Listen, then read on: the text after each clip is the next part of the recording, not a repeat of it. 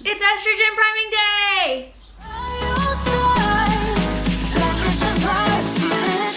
Under your spotlight. And happy birthday weekend, baby. Thank you. All right, so it's time for round 3 of IVF for me.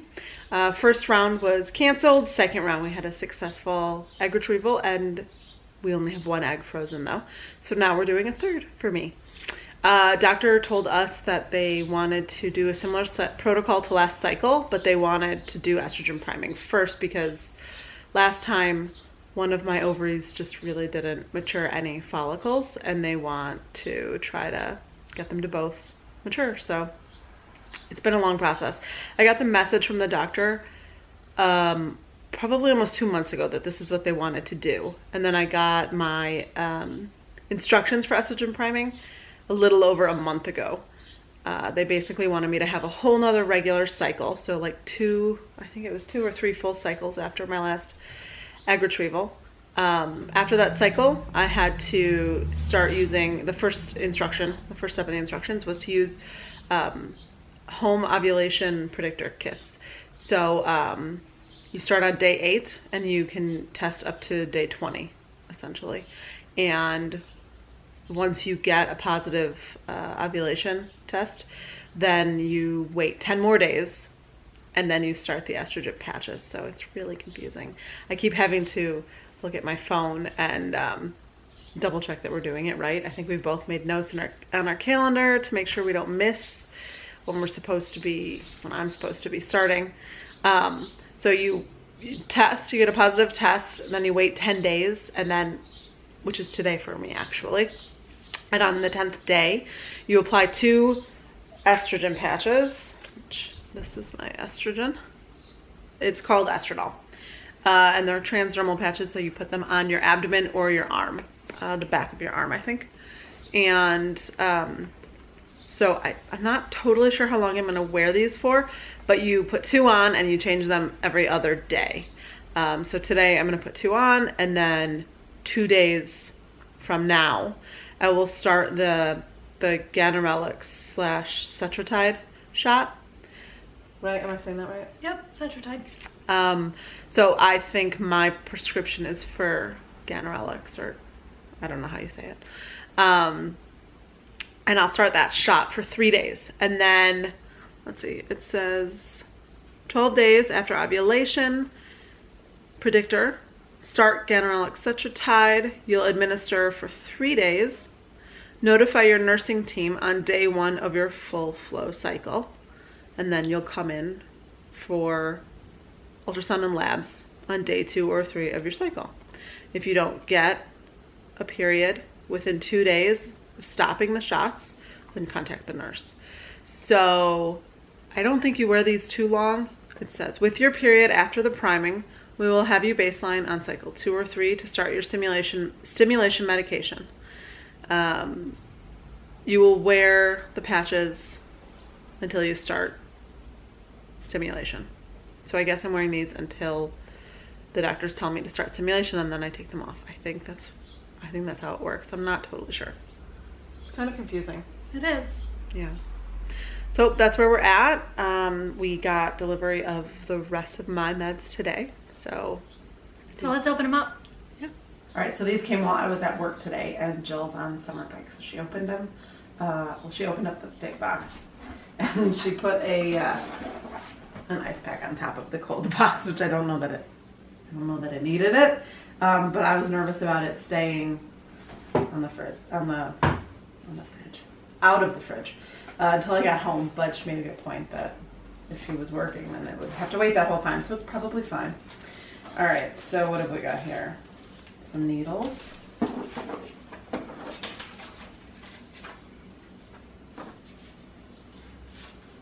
This says store this product at room temperature, do not refrigerate. I think that's for the things inside this box, but not inside this box. We'll have to see. More needles. These are for Menopur. Let's see, what are these ones for? Those are to draw Menopur. These are to inject Menopur. Yet another Folliston pen. I have a lot of these now. There's no medication in that. It's just the pad and the needles. And a cute little carrying case. I don't know, that's really cute.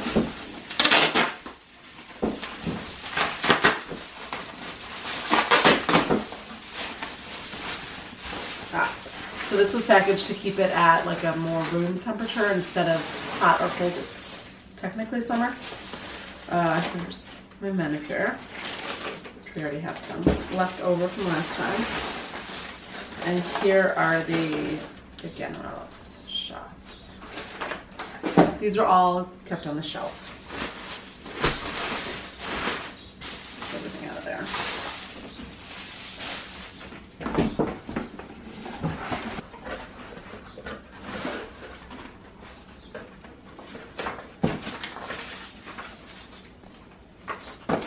Paperwork. This cooler. If anyone needs any coolers, let us know. Nice packs. We have a ton of them. Alright, and here is my Follistim. There are 4 boxes of the 900 IU, so it's a lot. And we've got some in the fridge already left from last time, and we've got some for Jill's upcoming egg retrieval. So a shelf of ours is full of IVF meds now, but this will join them. That's all we have. Hey baby, for your birthday weekend, I got you some drugs. Thanks, babe.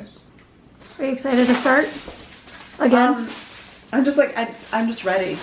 I get tired of waiting. I've had to wait for 2 cycles now to get to this point where I'm not even starting the meds, I'm just starting the patches. So I'm ready to get the show on the road. I just want to know what the results will be. Khaleesi, do you love when we get IVF meds? Yeah, you get to play in the box. These are big patches. I think there's gonna be enough in here. They're smaller than I thought.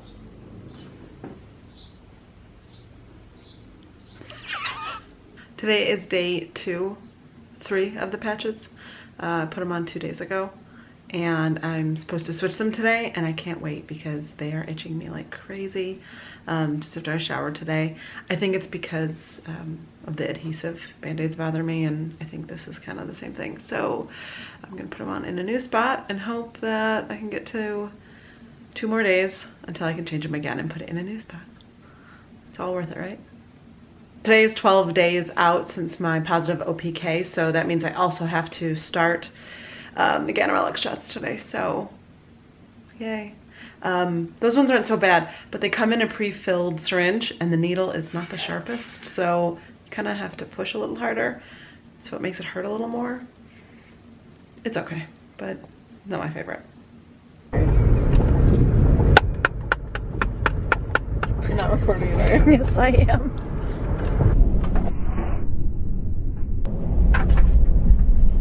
Oh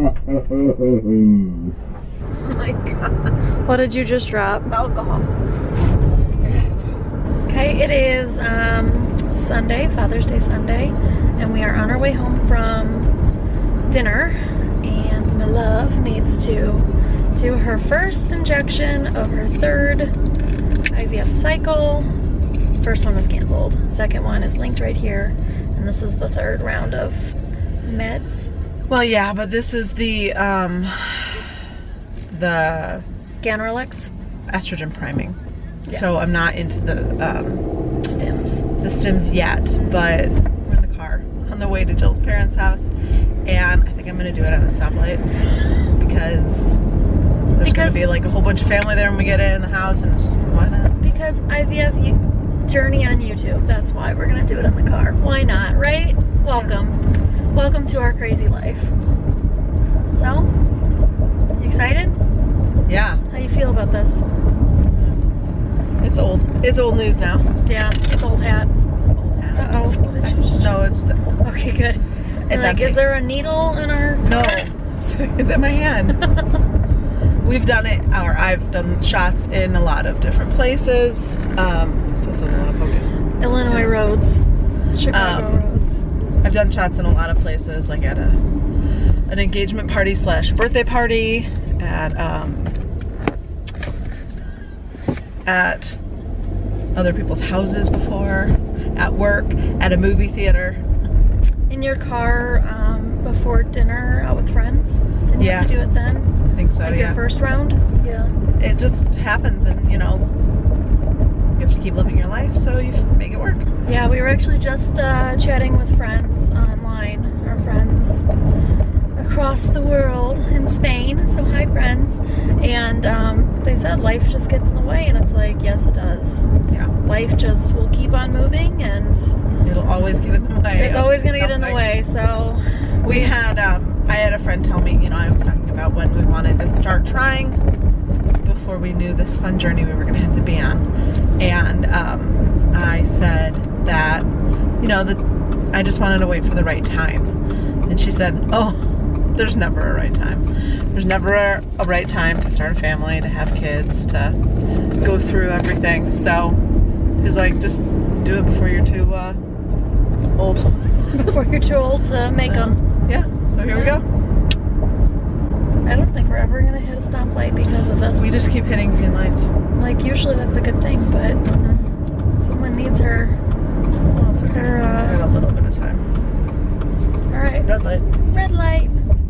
Kind of unexpected. Okay, let's do this. Here, I'll hold the alcohol swipes. Swipes.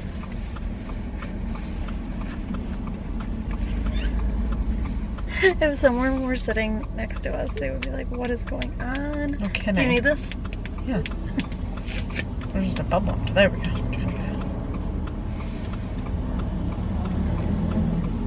Do you need both of them? No. Okay. Just one. I'm trying to sit up out of my pants. So explain this to me. You are priming Estrogen your priming. ovaries with estrogen to get your follicles to be similar size, similar good shape, and to grow together and not a few ahead of the rest, right? Or have like my whole side not develop any eggs. Okay, so we're trying to keep both ovaries together. You need to get going. It's not me, it's the it's still dang green. We're good.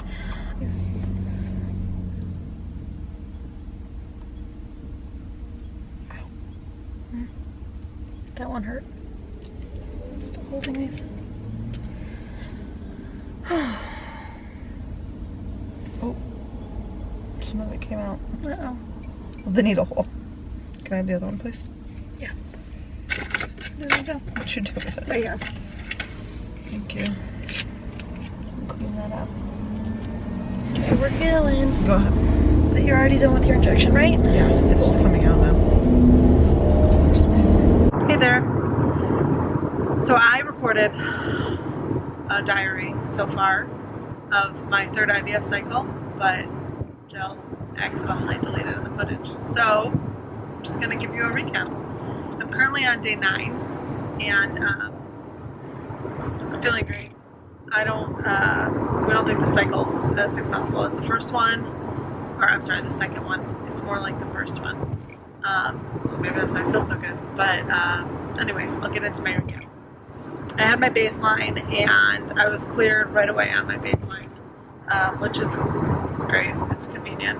My estrogen was 90 on my baseline, so, and they only saw about 10 follicles, which is kind of low, but for me, I think even for me it was a little bit low, but it wasn't awful. It was even. It was 5 and 5 on each side, and they all looked similar size, so that was good. And then they put me on Follistim and Menopur. I was on 300 of IU of Follistim and 75 IU of Menopur. I started that day, which was my baseline day. It became my day 1 of stims, and then I went back in on day 4, and my estrogen was down to 50, which is kind of a big drop and seemed a little weird because I still have actually the last estrogen patches on from doing the priming. They say to leave them on until they fall off. Those suckers are stuck on there. I'm on day 9. I haven't changed them since, I think, 2 days before my baseline. because that was cycle day 1 of my period, and I went in on cycle day 3, which ended up being my baseline and my day 1. So yeah, I've had them on for 11 days, I think. Maybe, no, actually they were supposed to be changed that day, so it's actually been 13 days and they're still on. And I wash my body like normal, get dressed like normal, wear clothes like normal. That's what they say to do, so kind of weird. And they're still on. I actually asked the nurse and she said, nope, just leave them on and you take them off the day of trigger. So they're really sticky. But I thought it was a little weird that even though I have had the estrogen priming, my estrogen's lower than I think I've seen it during an IVF cycle. So we don't really know. But they found all my follicles were still under 10 on day 4 of stims, and I had like 9 on my left and 5 on my right. So suddenly there was 4 more on my left, which is great. But I hadn't seen them the day before, and that day, usually I could see the ultrasound, but that day, the person doing the ultrasound, that particular ultrasound tech won't turn the screen on that we can see from, so she said it glares or something. She's the only one who says that, but she just tells us afterward, and she told me 5 and 9, so it was good. I mean, it was a little alarming because my estrogen was low and hadn't really seen much growth. A little, but really nothing. So they had me go home and come back on 3 days later. So I went back on day 7, and my estrogen had only gone up to 62. So it had only gone up 12 in 3 days. Kind of a bummer. And all of my follicles were still under 10. I could tell that they were bigger. They were like, I think they were like 8 or 9, or 7 or 8. And on my right side, I saw that one was definitely a lot bigger than all the others, which I think is kind of why they had me do estrogen priming, so that wouldn't happen. So I don't know if maybe it just didn't work. So they told me to continue all my meds. No, on day 4 they upped my meds to 450 of Follistim, which is like max. That's what they did on the first cycle. And I think Jill and I mentioned that my body doesn't seem to take well to being blasted with hormones. It's just better with a little suggestion instead of being, screamed at what to do. It's kind of like me, my personality. I'm better with a gentle suggestion than being screamed at what to do. So, or being told directly what to do. It's good if it's like a, gentle persuasion, which is what cycle 2 was. IVF. It was a lot more gentle. Cycle 1 they blasted me and it didn't work, and this one they're blasting me again and it doesn't seem to be working. It's a little better than cycle 1, but not like cycle 2 was. So anyway, on day 4 and day 7 they told me to stick with the 450 of Follistim and the 150 of Menopur. So I went back today for day 9, and I had one at 11. And then I had like 2 or 3 others, I think 2 others actually, at like 9. So pretty small. The one is growing and everything else doesn't seem to really be growing a ton. I was fully expecting them to cancel it this morning. I got my estrogen levels back. It was 110, and the doctor said to just stick with it. Do another 2 days of the stims and then go in 2 days from now. So today's Friday, so we'll be going in again on Sunday, and we'll see. I'm preparing myself that it'll probably be similar to this one, and that means it'll be canceled, which is frustrating because it's my 3rd time, and they said they were going to do a cycle similar to a 2nd cycle this time, and this is, I keep all my notes in a little notebook here, and I wrote down the dosage they gave me, the days, what the results were, what my follicles were at, what my progesterone and my estrogen and everything were at, whatever they measured. And this looks so much like the first one, which didn't work. So I don't quite understand what they were thinking. And if we see our doctor in person, because our office, we don't see them in person very often, I'll probably try to ask what was the thinking behind it, because it's just frustrating. It's a lot of waste of time and money and emotions, and also blasting my body with unnecessary hormones if it wasn't going to work. So we're remaining, you know, hopeful, but I think we're trying to be realistic. Sorry, the sun is everywhere. We're driving. And so I guess we'll see what happens. I don't know. You know, if they cancel it, we can transfer to an IUI or decide to do another round of IVF for me, which would be my 4th, and that feels like a lot on one person. So we'll see.